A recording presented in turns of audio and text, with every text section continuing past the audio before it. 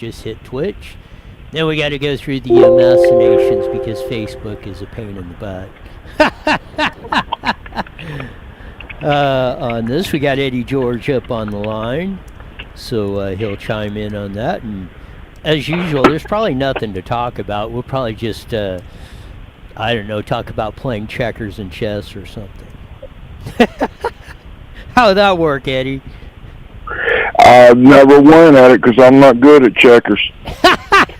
Well, but you're probably a master at chess, I imagine. Only if they're got nipples on them.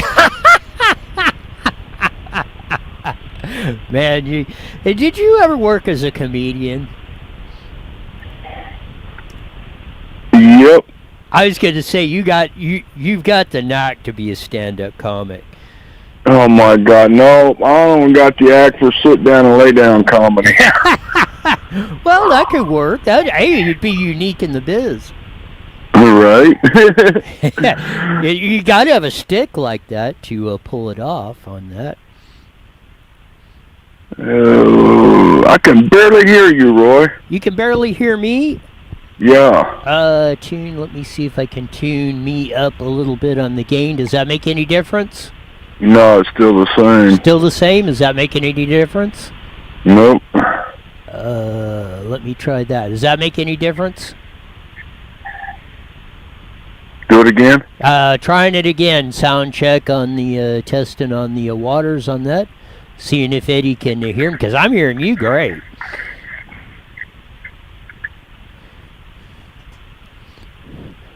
You there, Roy? Yes. Is that making any difference? Hello. Roy. Yes, you got me. I'm hearing you, Eddie.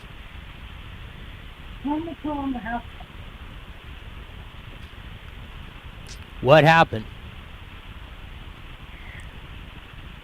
Can you hear me, Eddie George?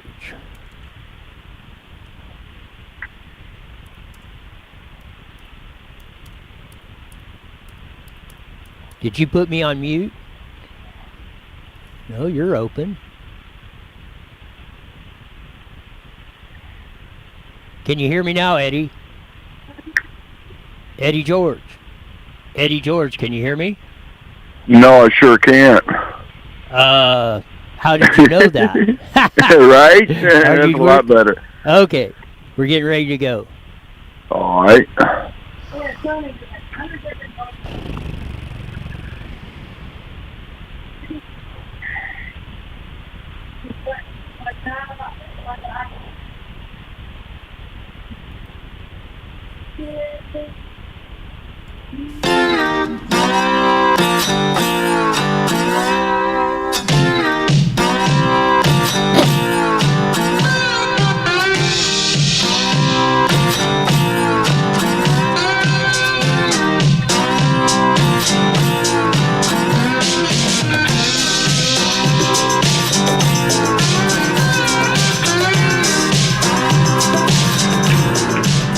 You know it's going to be a good day because when you just get ready to come on the air, you just start choking to death because you took a coffee down the wrong windpipe.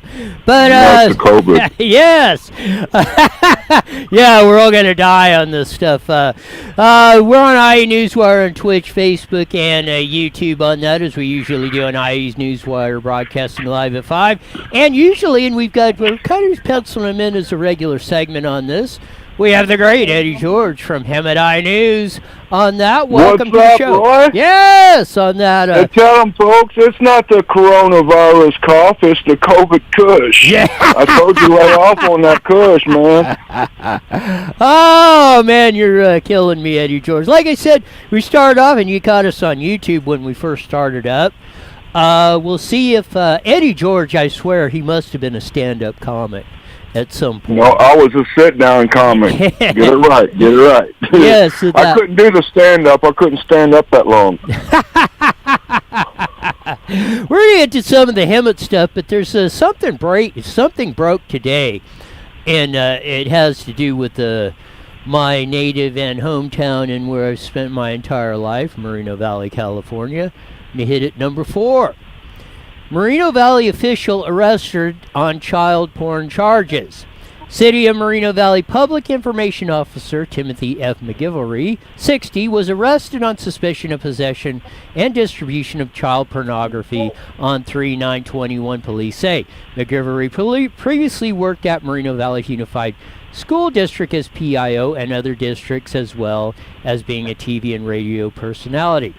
PE.com reports that McGilvery was put on unpaid leave by the City of Moreno Valley, and I did talk to the assistant city manager of the City of Moreno Valley and did confirm that he is on unpaid leave, and they have no further comment on the situation. I mean, how many times, Eddie George, do we have to read these reports of city officials and a public information officer? And this guy's worked at a lot of places. How do you get to 60 years old and not be vetted or not? It didn't come out in this time. And again, innocent until proven guilty. He's just arrested and charged. But, I mean, it's just like unreal.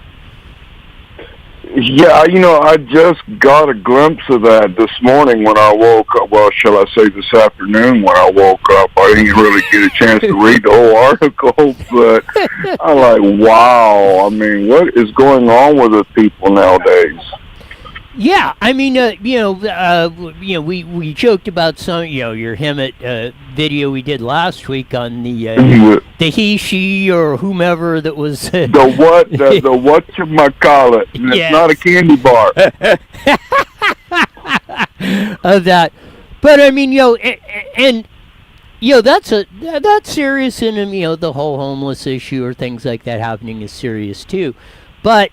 When we're coming up with this stuff, but you see, how do you trust your public officials when you come up with this stuff?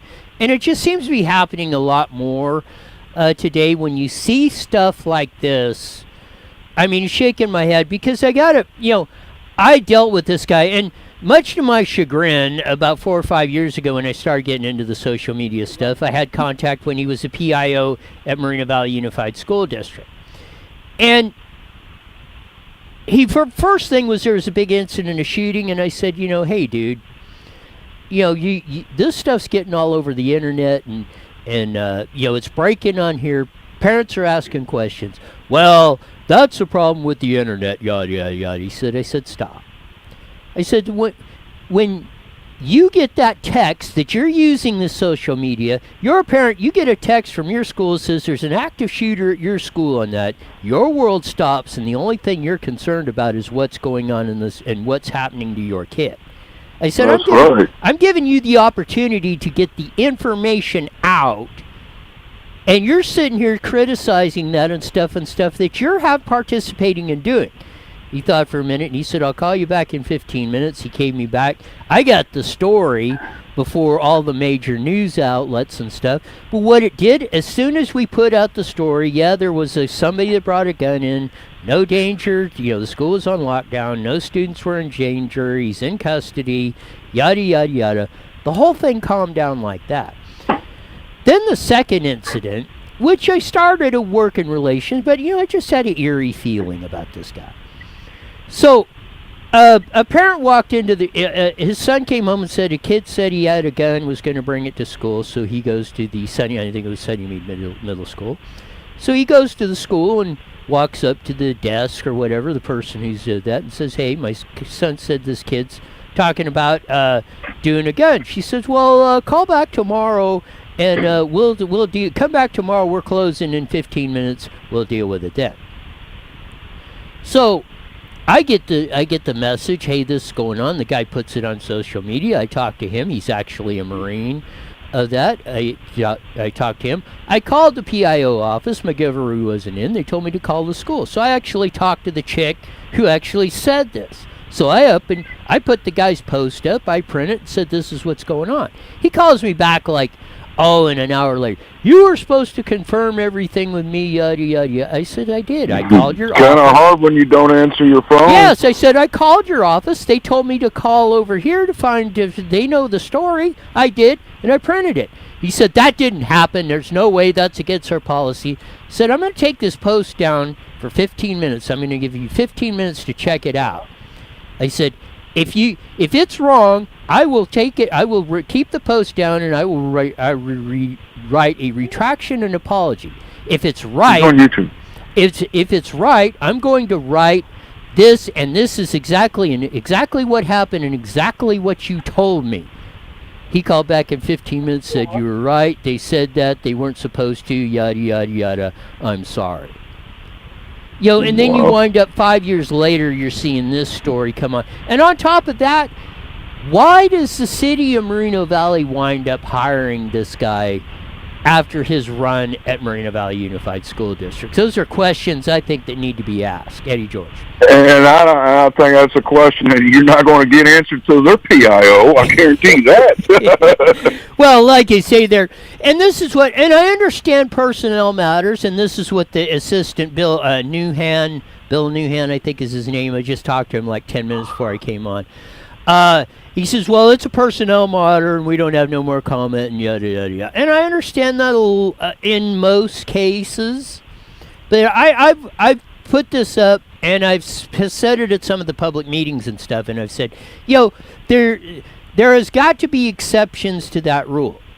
Now, if this is the guy, and there's excessive in classifications. I get the guy that's the guy mowing the lawn or the secretary that's working at that, yada. This is the public information officer. City managers, public information officers, and executive staffs should not be hiding behind personnel matters. They have a bigger responsibility, in my view. They are the ones entrusted with the public trust to giving us the information or telling us a straight story. When this stuff happens, they can, I believe, and I think we should have, if our legislatures won't pass it, we should put a constitutional amendment up that we can get to this information when you get up to that top tier of employee. What do you think, Eddie George? I agree with you, man. I think they need to get a new PIO to give the press information off of that. I'll get it out in a second. They need a new PIO to be able to put out the PIO information on the PIO. Only Eddie George can put it together that way. And I couldn't really get it out right. I told you I'm not a stand-up comedy. I'm sit-down comedy. Oh man. No, it's you're spot on that. On top of that, going on. We'll have more as that story develops. As we go along on this. But there's one thing, and I saw this on the on Hamadai News on that.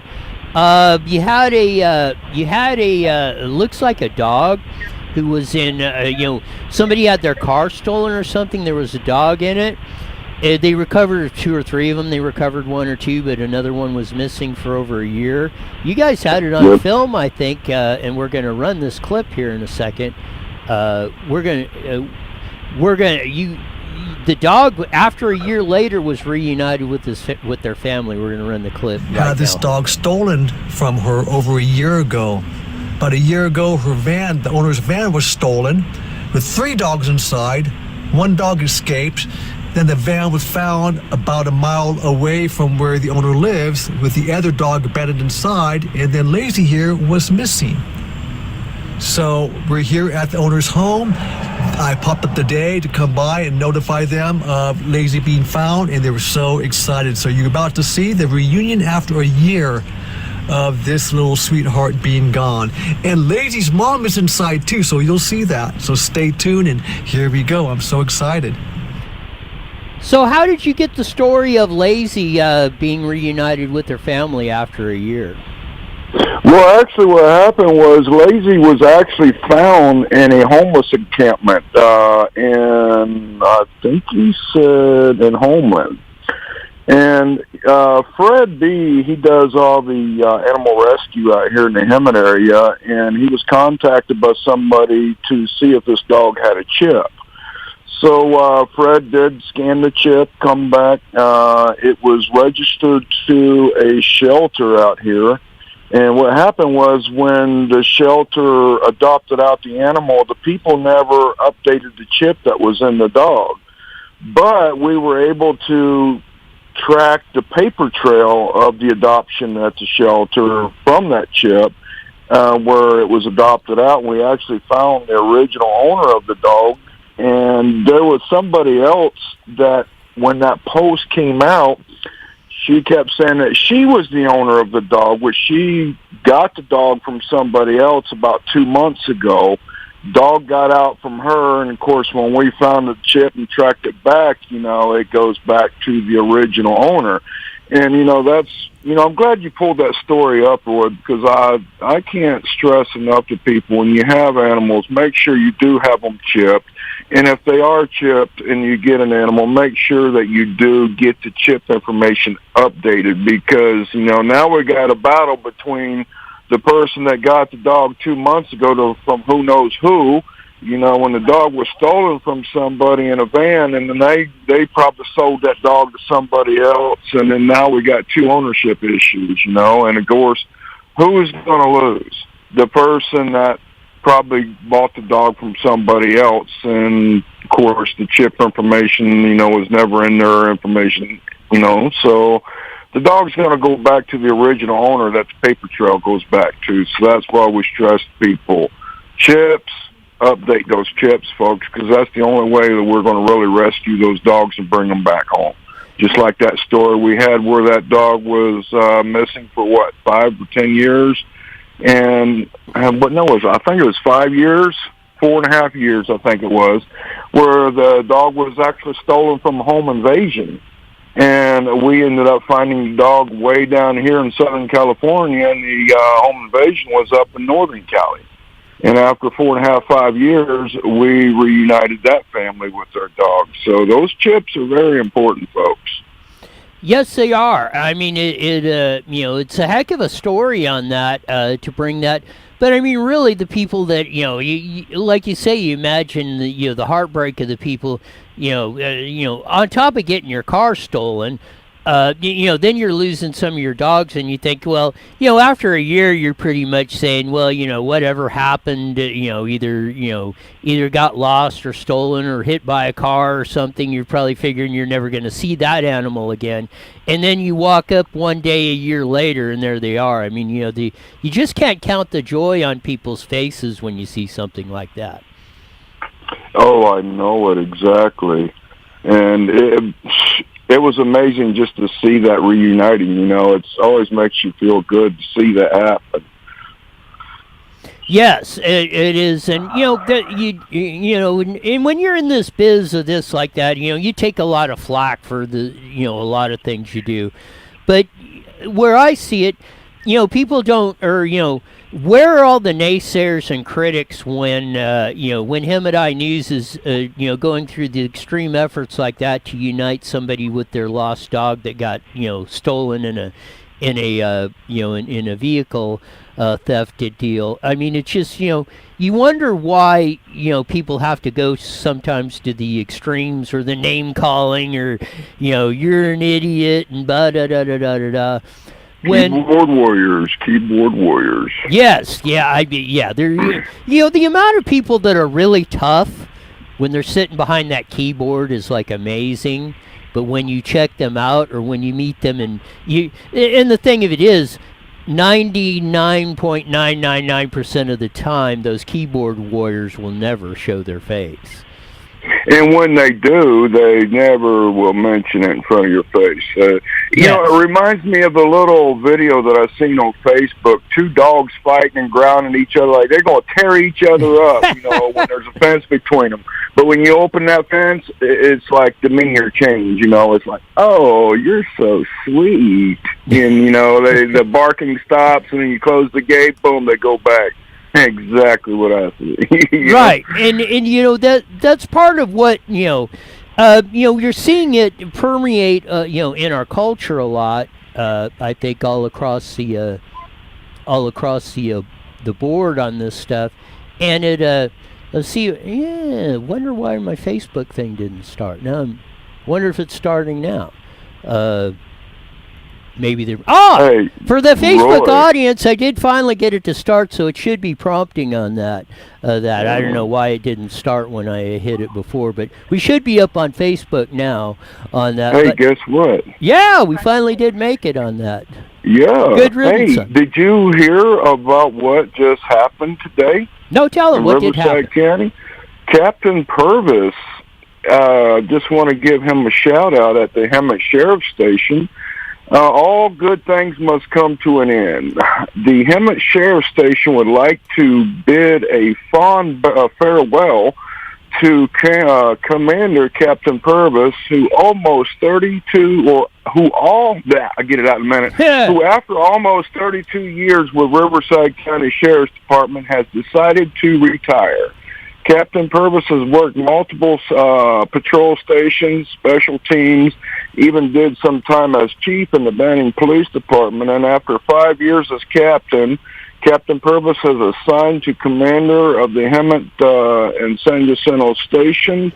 His role as Captain Purvis thrived in making unforgettable impressions of the community as a whole. There is no event in Hemet, San Jacinto, Ottawa, and Anza that Captain Purvis was not invited to and has attended as an honored guest. Captain Purvis has always arrived grateful with a big smile, and all know, no matter where he went, Captain Purvis took the time to get to know everyone in the community. So I hate to say goodbye to Captain Purvis. He's been a big heart to our community, and we here at Hemet News wants to say happy retirement.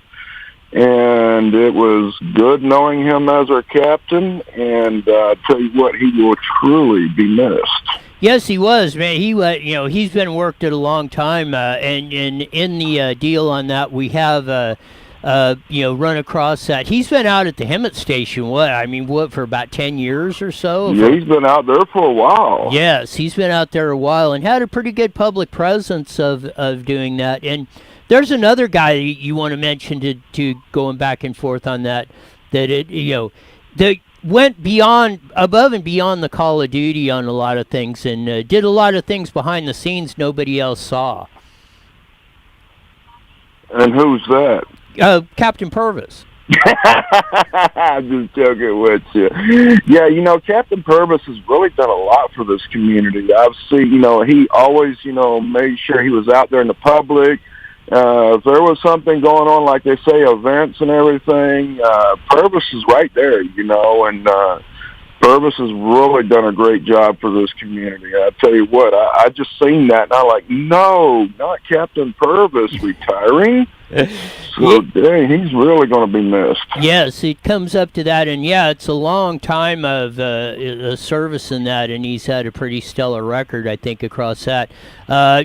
Riverside County's loss will be his gain. I'm sure he'll enjoy his retirement, going back and forth on that, but a well-deserved retirement. But yeah, we do want to give props to Captain Leonard Purvis because he was one of the stalwarts at Riverside County Sheriff's Department. And that man, I'll tell you, was never afraid to get his hands dirty either. I mean, I've seen pictures of him out there help cleaning up the community, the trash.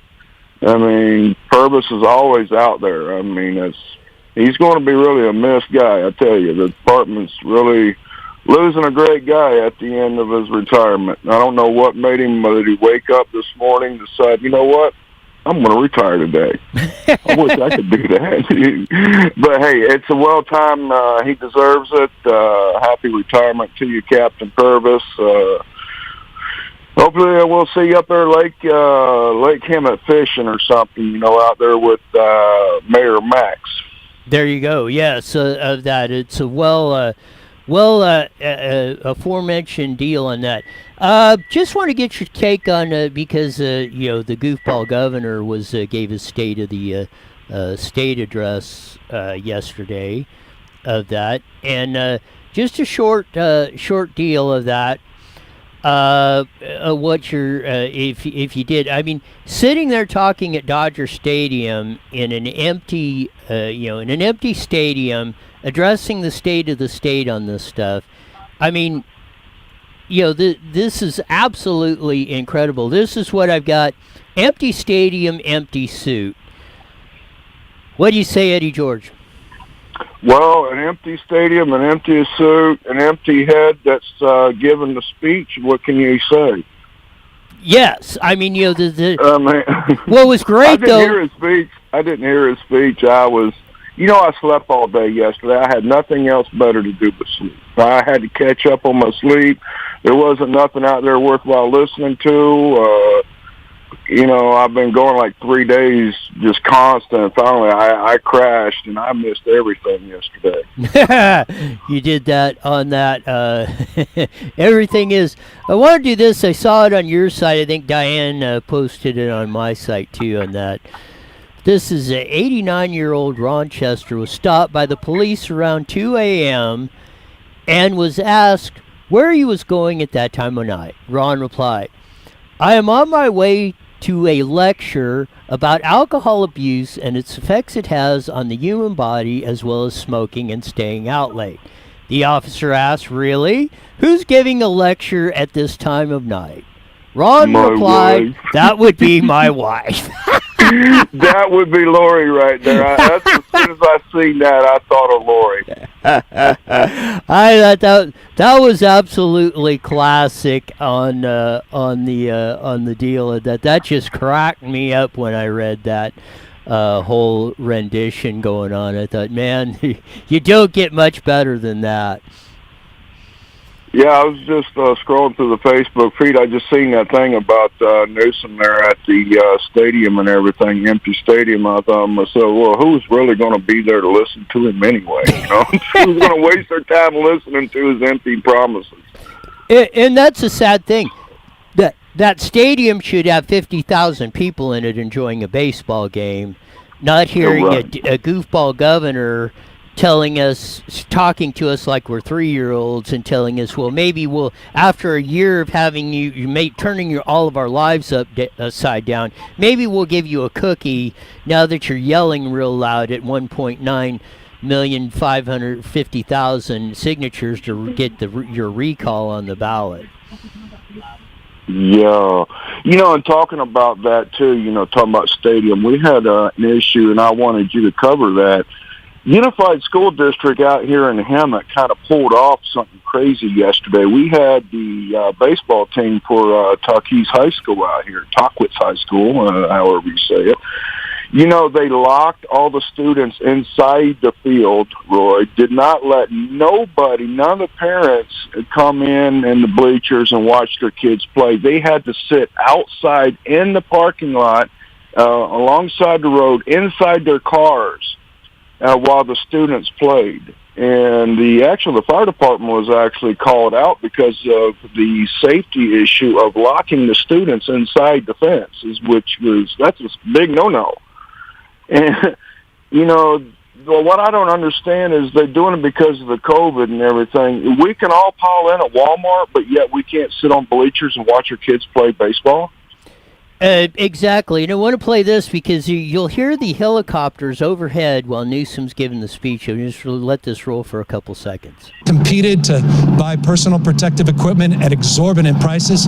We quickly built our own pipeline, supplying critical gear to millions and millions of essential workers. We sent ventilators. That was the LAPD chopper that was, you could hear overhead. Now they were chasing a criminal suspect. But they should have been arresting this guy in the empty stadium and empty suit that they were flying over, because he's turned our lives upside down in the last year. And like you say, my point is, the exact thing you're talking about has been caused by this Yahoo. That's it. So I just say get his butt out of the office and put Chad Bianco in there. Yes, I'd go for that, and I'd go for that in a heartbeat. I mean, I'd almost go with it, and I wanted to talk about that, but we didn't got enough time. I'd almost rather put the Looney Tunes character, even Pepe Le Pew, in there, who's getting castigated for no good reason of that. No, I think Elmer Fudd would do a better job. Exactly. At least I could believe Elmer Fudd. Right. At least I wouldn't know that. We're going to do some of that. Stay tuned for the next half hour. We're going to have Susan Chili on.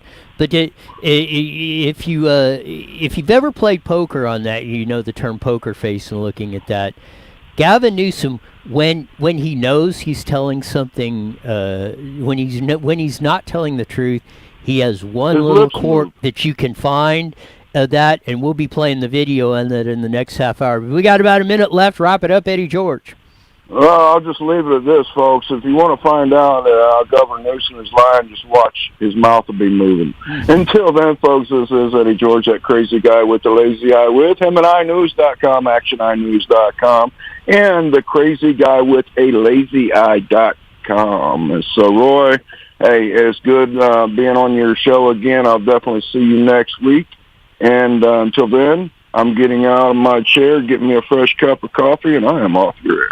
There you go. There's a great Eddie George with the Hemedi News, and with Lori, John, and Alex, and the whole crew that bring you all the good news and happenings, and not so good news, and funny news, and strange news, and everything else that happens out there in Hemet as we go forward on that. It's always enjoy having Eddie on, and as we said, he's not a stand-up comic; he's a sit-down comic on the deal. But he's a very entertaining guy, going back and forth on that. But we love old Eddie; he's a hoot. We'll be joining KMET here in a couple minutes on that, and we'll see as we're hooking up on the video chat. Right now, we'll be joining them in about a minute or so, I think, as we're hooked up, and then we'll be off to the races. And 1 minute. As we say, here we go. Yes, as you're hearing Jesse coming through, because he's working KMET. I'm doing a solo in here in studio right now, running everything. That's why the Facebook was off for 20 minutes. I thought I hit the on button on that, but apparently for something it didn't go through. But we did get it finally hooked up on Facebook. So if you want to hear the first part of the show, I think I can redo the video tomorrow for when we do it. You catch the replay at 8 or 9 o'clock. We'll have the whole video hopefully back up there so you can see the report on Moreno Valley and all the fun stuff that is going on there.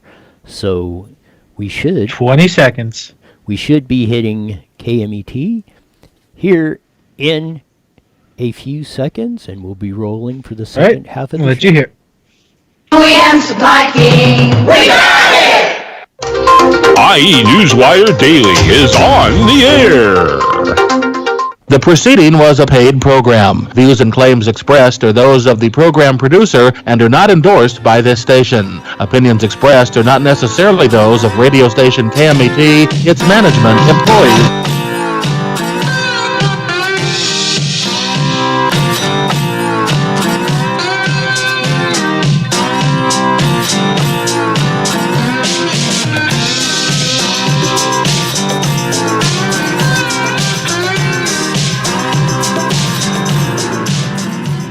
Funky slide guitar music that comes on every Monday through Friday on the Mighty Met 1490 AM, broadcasting all over the Inland Empire on the aforementioned AM band, joining our vast audience. And I finally did get it up on Facebook, YouTube, and Twitch of that. And for those of you that missed the first part, catch our replay at either 8 or 9 o'clock in the morning. We should have the full show up there so you could get the Moreno Valley part and the part we missed on Facebook of Eddie George reuniting somebody's dog that was lost for a year. They returned it to them on that. That's a heck of a story on that. Plus, you get the sit-down comedy of Eddie George that comes on every week. We'll have Susan Shelley hopefully coming on here in a few minutes. We'll preview or we'll review her weekly column in the Press Enterprise and a bunch of daily papers. But we had Governor Hairgel on the radar screen on that. But if I can find it here, yes, I want to hit this one again just for that. Those of you on KMET.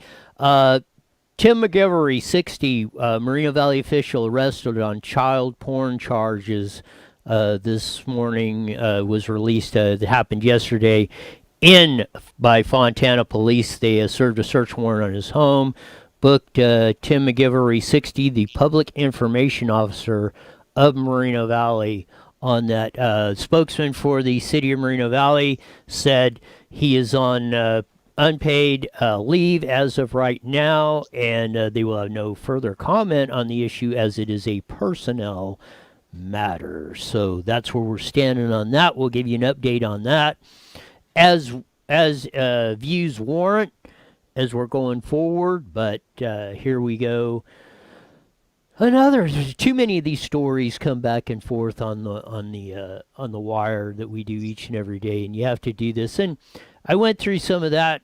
So if you do hook it up on the replay or hit it on YouTube, which has YouTube, or Twitch, which has it on the wire, we'll get to that soon. But we should have, as we usually do, once a week, we have the famed editorial writer and columnist from the Press Enterprise, San Bernardino Sun, Inland Daily Bulletin, and Redlands Daily Facts, but even more importantly to me, Vice President of Howard Jarvis Taxpayers Association, Susan Shelley. Welcome to IE Newswire with Roy. Thank you, Roy. Great to be with you. I'm gonna take a big wild leap here and say you were tuned in at 6 o'clock last night to watch the State of the State, the State of this state, I guess it should be, of California by Gavin Newsom. Would I be correct in that? You would be correct. I watched the entire speech. I was pretty much horrified by it. I watched the whole thing. What was can you just give me your impressions of what you took from it from what you watched? It was about 30 minutes, his part of it. Well, on the content, I was disturbed that he was so openly admitting that the COVID virus has been the excuse to put in all kinds of new government programs and an entirely new foundation for the justification for the programs, essentially redistribution of income and no freedom and complete government control of everything. And this is going to be his permanent legacy, he thinks, to California. And it's all made possible by the COVID virus. And I was really horrified by that. When he said we are not going back to normal, it chilled me. What do you mean we're not going back to normal? 2 weeks to flatten the curve is now you can't have your life back, ever. And that is just unforgivable. What he has done to businesses, to schools, to people from the fear that he generated through these policies, I don't know that people have the ability to recover from it, and I hope they do. I hope people are resilient enough when things calm down and they see the truth. I hope that they will recover and not just shiver for the rest of their lives every time they stand next to someone in an elevator. Really horrifying. And on the tone, I thought he sounded rather desperate. I thought the recall has really gotten to him. He sounded like he was desperately trying to close the sale with people on the left to prevent them from jumping ship and perhaps fielding another candidate against him. That was kind of interesting. The tone was very nervous, I thought. I want to play. I just got a short clip of that, of where he does the normal. Here, we're going to roll it. Roar back. You know, when this pandemic ends, and it will end soon, we're not going to go back to normal. Because I think we all agree, normal was never good enough. That's the second part of that. Normal wasn't good enough? You mean the life we had before March of 2020, the economy, even just taking all the stuff in California, economy was going great, opportunity was there not only in California but across the nation, and he said that wasn't good enough, and what you have in store for us, if the last year is the blueprint of it, Go ahead. By what authority? You know, by what authority under the state constitution does the governor seize emergency power and then decide when he'll allow us to have our freedom back based on whether he thinks it's good enough, better than normal, economic justice, or whatever standard he's setting on whatever that's based on? There's no disclosure on that any more than there is the data that closed the restaurants. It's just all made up as we go along based on political pull. And this is extremely dangerous and very disturbing. No, just because someone tests positive for an infection doesn't mean it's not a free country. This is bananas what's going on here. I need a very kind word to put in bananas. Well, it starts. I mean, I would get kicked off the air immensely if I said the words I was thinking when I heard that, or when I heard that go, because yeah, I mean, from right there, I mean, if that wasn't enough, this is what I think of this is my deal, but this is another part of the speech. I'm going to play this clip and see what you think. Of tomorrow. Look, the state of our state, it remains determined. I remain determined. And I just want you to know, we're not going to change course just because of a few naysayers and doomsdayers. So to the California critics out there who are promoting partisan political power grabs with outdated prejudices and rejecting everything that makes California truly great, we say this: we will not be distracted from getting shots in arms and our economy booming again. This is a fight for California's future. You know, since this pandemic started, uncertainty, well, it's been probably the only... Okay, what's your impression of that?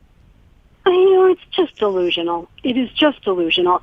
If this was all being driven, if the opposition, obviously he's referring to the recall there, and the recall is going to distract us from getting shots in arms, which is ridiculous. The idea that conservatives have made this recall happen is delusional.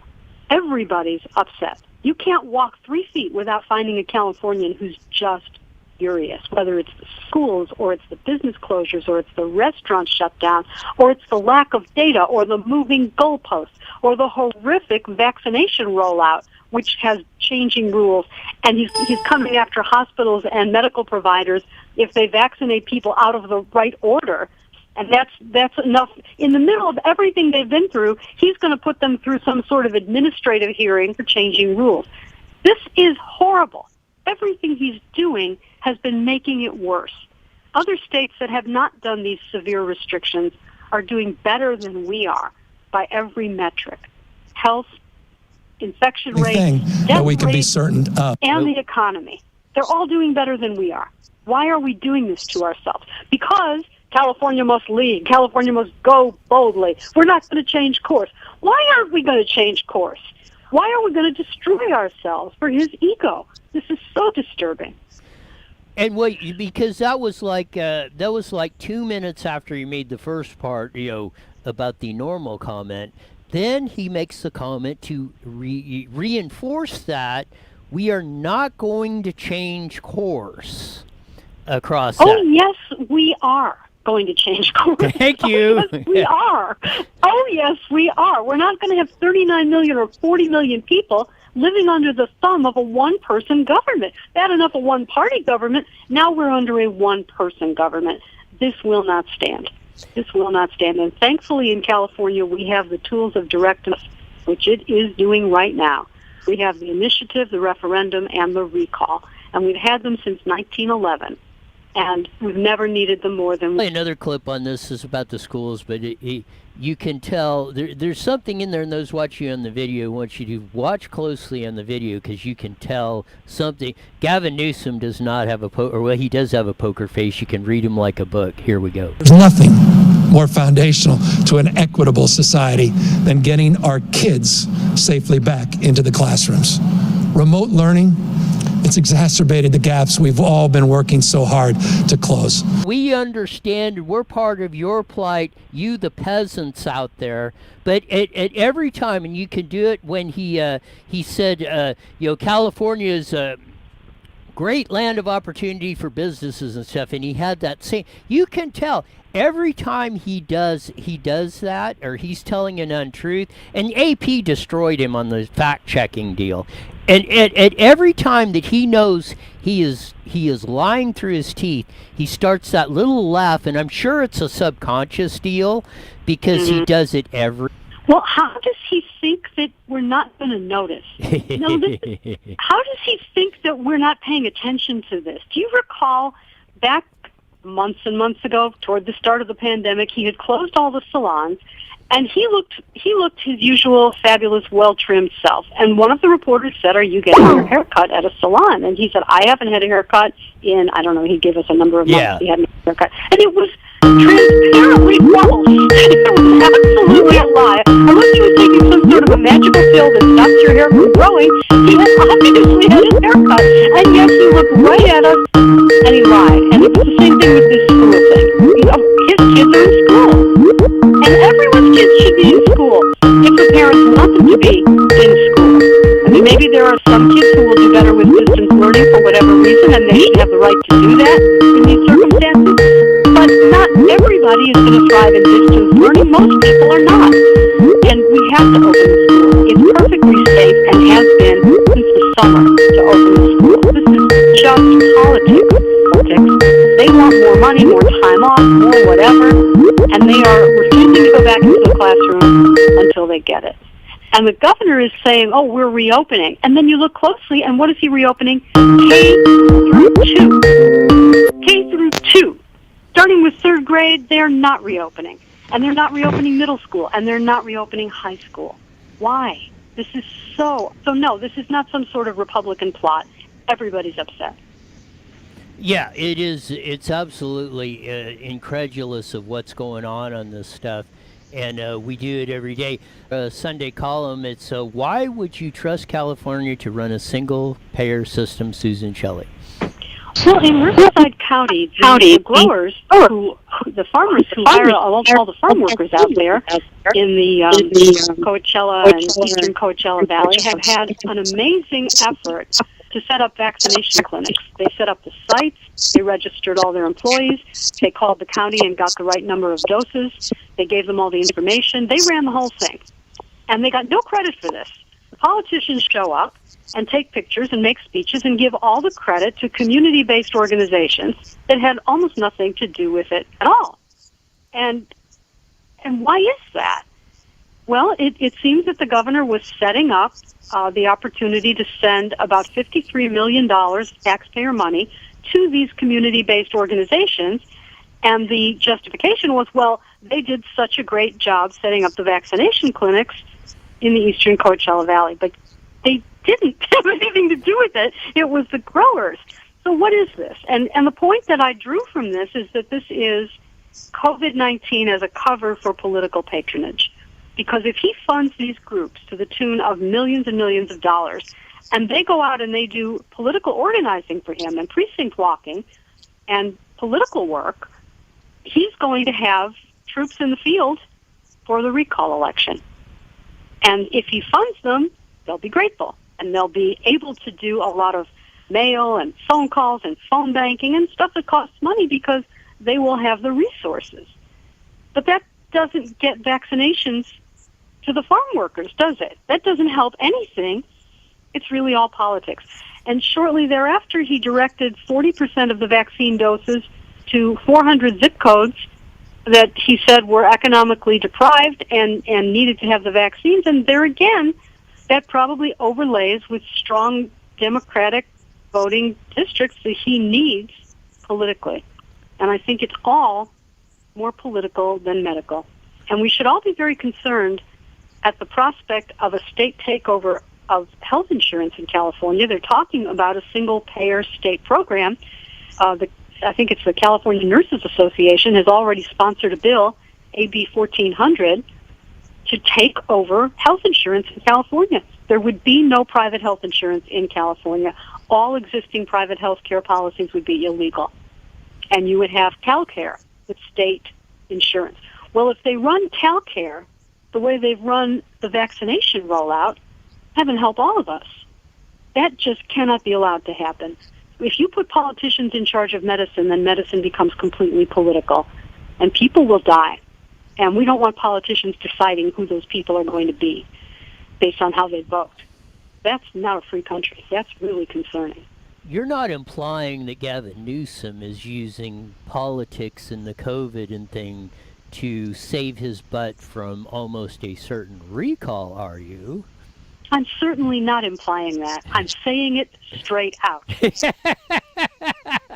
Thank you of that, because that's any reasonable looking at that. That's exactly what he's doing. He's taking money out of yours and my pockets, then mortgaging our future, obligating us to pay bonds or something, or whatever's coming out of this stimulus bill out of Washington, D.C. But eventually that money's coming out of our pockets. He's taking money out of our pockets to save his little hiney that he's put us under this ridiculous, and I'm using a kind word, mission to control us the last year. And I mean, I got a chuckle about it, because if I didn't, I'd cry, and that wouldn't look good on the video. Well, it's concerning, but he's not getting away with it. That's the good news. I mean, if you had said a year and a half ago that Gavin Newsom would be in this much political trouble at this point in time, no one would have believed it. And then he shut down the state and bragged about it. Oh, we were the first to have a stay-at-home order. Won't necessarily work out all that well to have a stay-at-home order. There were good reasons not to do that.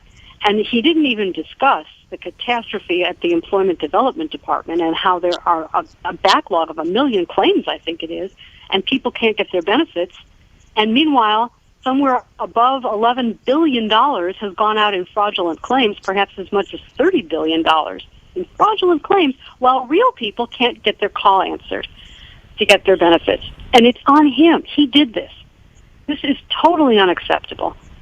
And for him to say, oh, we're going to reach for the stars in California and all the rest of that nonsense that he closed his speech out with, oh, we're on Mars. You know what? The government didn't put us on Mars, and the COVID lockdown didn't put us on Mars, and I'm pretty sure that the thing that went to Mars emitted transportation emissions rather than clean energy, because you're not going to get out of the atmosphere with an electric motor. So I'm a little concerned about the whole program of what he calls science. First, science to justify the lockdown and try to mutate that into his version of science to justify costly climate regulations that do away with transportation or transportation options. I'm very concerned. You know, what if everyone does have an electric car and then the power grid goes down? Oh, we didn't think of that. What if the sun goes down? Oh, we didn't think of that. Yeah, there isn't enough electric generation of power or even capacity or even anywhere in the foreseeable future that could run our transportation energy system at anywhere close to what they're proposing. But the broader point, and I think this is something that needs to be really emphasized, is at this point, pay no attention to whatever Gavin Newsom is doing. Whatever, he's going to open up your school 2 hours a day for maybe once every couple of weeks or something or that. He's just, across the latest thing you brought out was this, he'll use the vaccines or anything he can to save his hiney because he knows that he's going down of that. And you can't, not that you can't, you shouldn't buy into any of the, if he's just going to give us a cookie like a 3-year-old and hope we'll shut up, well, we better not shut up this time. We better seal the deal of that and, be rid and get rid of Gavin's gulag, else the alternative is not going to be very good. Well, I agree with you. This has to be seen through. We're not going to gain anything if he survives the recall, and we're stuck with this as if we endorsed it. That's going to be very bad. So this is a fight for the future of California and all of us. Yes, there's the old saying, if you're going after the king, you better take him out, and that doesn't mean killing him. Take him out of office or whatever that. And yeah, and it looks like it's shenanigans or something going on, and I think we've got enough signatures to avoid that, but you never know. This is California. If this thing gets on the ballot, which I'm about 98.7% sure it is, then you've got to seal the deal no matter what. He's got to go, and on top of that, no matter who the candidate is, like-minded people have got to rally around one candidate who's going to turn this thing around. And he was going about the naysayers in this and trying to run the right-wing conspiracy or Trump supporters. I think from the recallgavin2020.com folks, 31% of the almost 2 million signatures they have are from independents or Democrats. So that kind of shatters his little paradigm that he was trying to run on the speech. Yes, it certainly does. And once the campaign begins and candidates are going through the specifics of his record, I think the polls will turn even more sharply against him because he's really had a free ride in the press to this point. And he can say it's a few naysayers and a few doomsdayers, but truthfully, he's the naysayer and he's the doomsdayer. He's the one who's out there saying the world is coming to an end, stay in your home, be very afraid. He's the one who's a doomsdayer. And it's antithetical to the spirit of California to talk constantly about the end of the world and death, death, death. And it's just wrong. He's scaring people needlessly. COVID is a threat, but there are many threats, and we're only looking at that one. We're not looking at the economic threats and the mental health threats and all the rest of the things that come out of the response to COVID. I mean, this is not balanced. This is not rational. This is not necessary. And he's going to pay for it politically. He's going to be held accountable for it. It's I think, inevitable. Time flies when you're having fun. You got about 30 seconds to wrap it up. Go, Susan Shelley. Well, please join the Howard Jarvis Taxpayers Association because it's the most influential taxpayer advocacy group in California, and it needs your voice to be even stronger. So go to hjta.org, sign up for the free emails, become a member. It's a member-supported organization. It doesn't take any big donations from anywhere. So join hjta.org, and let's fight for California together. There you go. Thanks a lot, Susan. We'll do it again next week. Thank you, Roy. Take care. Susan Shelley, the great editorial writer across the SoCal News Group papers on that, which I think total 10, 11, 12, something like that. There's a lot of them going on. Apologize for the technical difficulties, but I'm going to blame it on the rain and everything, and Jesse will be back in tomorrow, so he'll straighten everything out on that as only he can. He'll straighten out all the stuff that I moved out, but we'll get it done. Like I said, hopefully on the replay. I think I got it at 8 or 9 o'clock tomorrow morning. We'll have the full complement of the show because you don't want to miss the first part with Eddie George. I know he has a lot of fans. The sit down, as we call him, he's unique in the comedy world. He's not a stand-up comic. He's a sit-down comic of that, and all the great insights of that we'll bring in. We'll follow up. Hopefully, we'll have some more. And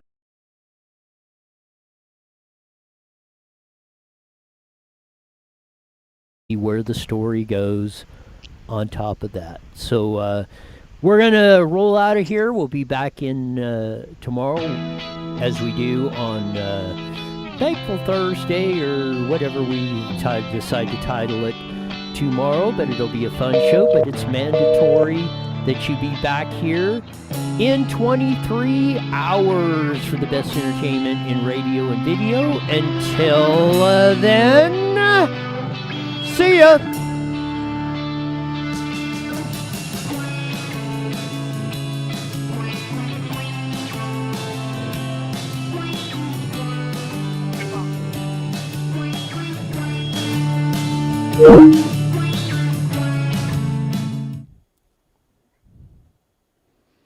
Are you there, Jesse?